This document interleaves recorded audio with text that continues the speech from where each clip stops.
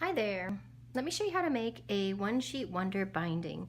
This is such a great binding because with just a few folds and one cut, you can make a book. There are no adhesives involved and there's no sewing either.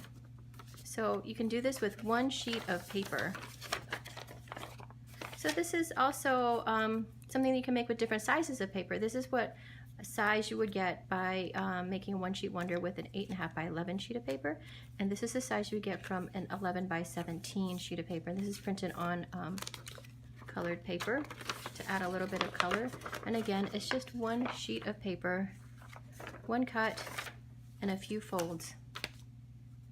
So what you're going to need to make this one sheet wonder binding is your sheet of paper. I'm going to use this 11 by 17 sheet of paper for this example. You're going to want to have something to cut with, either scissors or X-Acto and a straight edge. And one optional tool would be like a bone folder. If you want to do your final crease, put your final crease in with a nice tight crease with a bone folder. And then I'm also going to have a Sharpie just to make a line to show you exactly where you're going to cut, but you don't really need a Sharpie for when you're making this binding. So the first you want to do is take your sheet of paper, regardless of what size it is, and just fold it in half in this direction, the short way, and just give it a little crease with your hand. And then you're going to open it up and fold it in half again, but fold it lengthwise. Make sure you line the edges up so they're nice and even. Crease with your hands.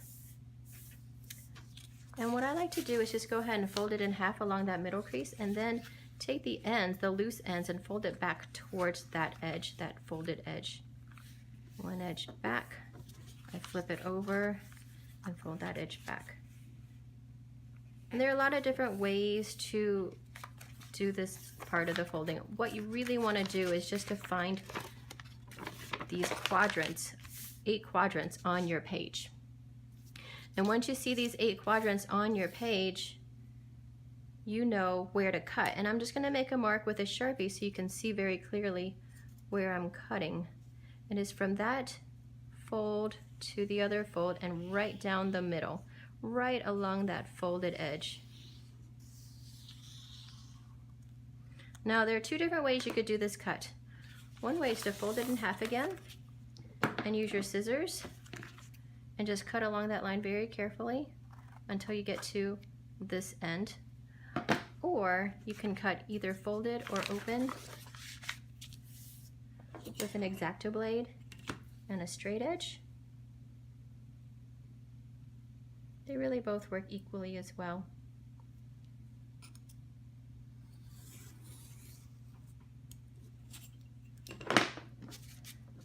Once you've made that one cut right in the middle, what you're going to do is fold it in half again lengthwise until you see that center kind of pop open like this.